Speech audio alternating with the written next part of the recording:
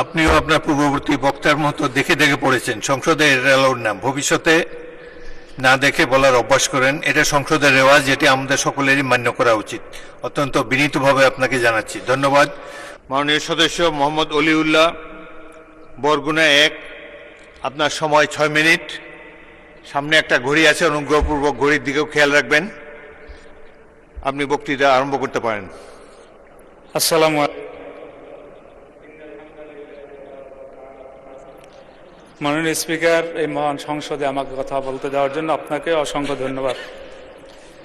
মাননীয় স্পিকার, ফ্যাসিবাদ বিরোধী দীর্ঘ লড়াইয়ের ধারাবাহিকতায় 24 জুলাইয়ের গণ অভ্যুত্থানে হাজারো মানুষের আত্মত্যাগের বিনিময়ে আজকের এই সংসদ, ত্রয়োদশ জাতীয় সংসদে আমার প্রথম বক্তব্যের শুরুতেই মহান আল্লাহ তাআলার শুকরিয়া আদায় করছি। সাথে সাথে আমি জুলাই গণ অভ্যুত্থানের শহীদের প্রতি শ্রদ্ধা জ্ঞাপন করছি, তাদের রুহের মাগফিরাত কামনা করছি, আহতদের প্রতি কৃতজ্ঞতা জানাচ্ছি, অংশগ্রহণকারী সকলের প্রতি সম্মান প্রদর্শন করছি। মাননীয় স্পিকার, ত্রয়োদশ জাতীয় সংসদে আমার বক্তব্যের শুরুতেই আমি আমার নির্বাচনী এলাকা বরগুনা 1, বরগুনা সদর, আমতলী এবং তালতলী এর সকল জনগণের প্রতি আমার শ্রদ্ধা ও কৃতজ্ঞতা। হাত পাখার প্রতীকে ভোট দিয়ে আমাকে নির্বাচিত করেছেন বলেই আমি আজ সংসদে যে আস্থা নিয়ে আমাকে নির্বাচিত করেছেন সে আস্থা রক্ষা আমি প্রতিজ্ঞাবদ্ধ। মাননীয় স্পিকার, জুলাই গণ অভ্যুত্থানের শুরু থেকেই আমার দল ইসলামী আন্দোলন বাংলাদেশ ও আমার নেতা পীর সাহেব চরমনাই সহ আমরা মাঠে লড়াই করেছি। নানা কারণে অনেকেই যখন দলীয় ব্যানারে এই অভ্যুত্থানের সাথে সম্পৃক্ততা ঘোষণা দ্বিধান্বিত ছিল, তখন আবু সাঈদের শাহাদতের পরে আমার নেতা পীর সাহেব চরমনাই হত্যাকারীদের প্রতি রাজপথে গর্জে উঠেছিলেন, ওই নরপিচাস আমার সন্তানের বুকে গুলি করলি কেন। 4 আগস্ট থমথমে পরিবেশের মধ্যে জীবনের ঝুঁকি নিয়ে মুফতি সৈয়দ মোহাম্মদ ফয়জুল করিম সাহেবের চেয়ারম্যানের নেতৃত্বে আমরা রাজপথে ছিলাম এবং শাহবাগে অবস্থান করেছিলাম।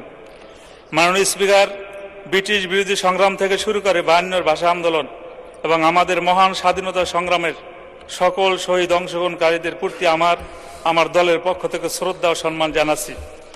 আমি বিশেষভাবে স্মরণ করছি ইসলামী আন্দোলন বাংলাদেশের প্রতিষ্ঠাতা আমির মাওলানা সৈয়দ মোহাম্মদ ফজলুল করিম মরহুম পীর সাহেব চরমনাই। তিনি 1987 সালে সাংবিধানিক সংস্কারের প্রয়োজন অনুভব করে গঠন করেছিলেন ইসলামী শাসনতন্ত্র আন্দোলন, যা বর্তমান ইসলামী আন্দোলন বাংলাদেশ। মাননীয় স্পিকার, রাষ্ট্রপতির ভাষণ একটি সাংবিধানিক বাধ্যবাধকতা ও সংসদীয় রীতি, কিন্তু বাস্তবতা আমরা সবাই জানি রাষ্ট্রপতি মন প্রাণ ও কার্যক্রম একটি ফ্যাসিবাদী শাসনের অংশ ছিলেন, যে ফ্যাসিবাদের উৎখাতে হাজারো প্রাণের রক্ত উৎসর্গ করতে হয়েছে। গণ অভ্যুত্থানের মাধ্যমে উৎখাত হওয়া ফ্যাসিবাদের অংশ যে রাষ্ট্রপতি, তিনি ফ্যাসিবাদের উৎখাতের ফলেই গঠিত হওয়া সংসদে ভাষণ দেওয়া জুলাই গণ অভ্যুত্থানকে অপমান করার শামিল। তিনি যখন ভাষণ দিয়েছেন তখন আমরা ওয়াকআউট করেছিলাম। আজকে রাষ্ট্রপতির ভাষণের উপর আলোচনার শুরুতে আমি সংসদে তার ভাষণ দেওয়ার বিষয়ে প্রতিবাদ জানাচ্ছি। মাননীয় স্পিকার, রাষ্ট্রপতির ভাষণ সরকারি দলের স্থিতি ও তাদের অতীত সাফল্যের বর্ণনা, আগামীর প্রতিশ্রুতি সমন্বিত একটু উপত্থান, যা সরকারি দল কর্তৃক লিখিত হয়।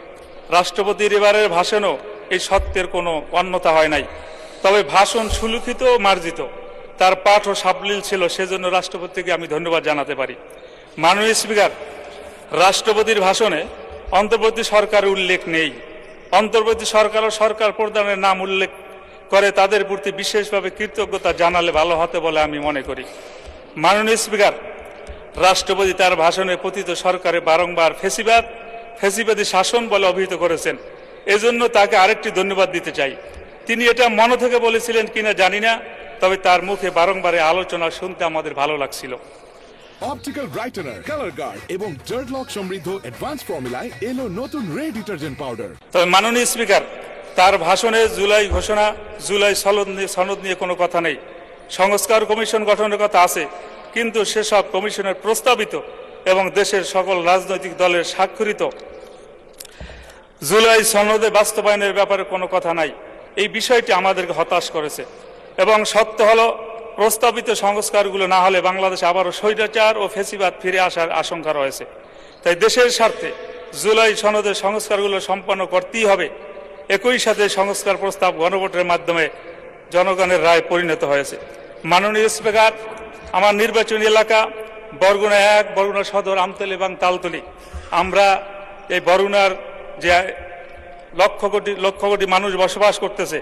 আমাদের বরগুনা উন্নয়নের দিক থেকে একেবারে পিছিয়ে। মাননীয় স্পিকার, পায়রা ও বিষখালী নদী বেষ্টিত আমাদের জেলায় নিরবিচ্ছিন্ন যোগাযোগ এখন সময়ের দাবি।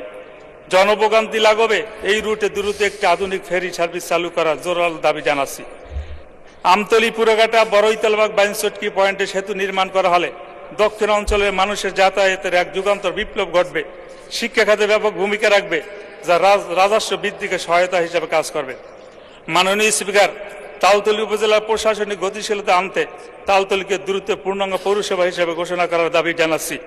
মাননীয় স্পিকার, বরগুনা নদীমাতৃক এলাকা, এখানে বয়ে চলছে ছোট বড় অসংখ্য খাল, নদী, নালা, যার ফলে অত্র এলাকায় যোগাযোগের জন্য রাস্তা, কালভার্ট, ব্রিজ, স্লুইস অতীব গুরুত্বপূর্ণ বিষয়। কিন্তু বিগত বছরগুলোতে এখনো অত্র খাতে লক্ষণীয় কোনো কাজ হয় নাই, যার ফলে আমার অত্র নির্বাচনী এলাকায় বিভিন্ন স্থানে প্রায় 300 অতি ঝুঁকিপূর্ণ ব্রিজ, কালভার্ট রয়েছে, যা মরণ ফাঁদে পরিণত হয়েছে, যেটি অত্যন্ত মানবিক ও দুঃখের বিষয়। তাই আমার নির্বাচনী এলাকার রাস্তা, ব্রিজ, কালভার্টগুলো অতি দ্রুততার সাথে পুনর্নির্মাণ একান্ত প্রয়োজন। মাননীয় স্পিকার, তালতলী বরগুনা থেকে বিচ্ছিন্ন একটা উপজেলা, এ জায়গায় একটা দ্রুতগামী একটা ফেরির ব্যবস্থা করার জোরালো দাবি জানিয়ে আমি আপনাকে অভিনন্দন জানিয়ে শেষ করছি। আল্লাহ হাফেজ। আসসালামু আলাইকুম রহমতুল্লাহ।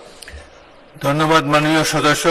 আপনিও আপনার পূর্ববর্তী বক্তার মতো দেখে দেখে পড়েছেন সংসদের রেলর নাম, ভবিষ্যতে না দেখে বলার অভ্যাস করেন। এটা সংসদের রেওয়াজ, যেটি আমাদের সকলেরই মান্য করা উচিত। অত্যন্ত বিনীতভাবে আপনাকে জানাই।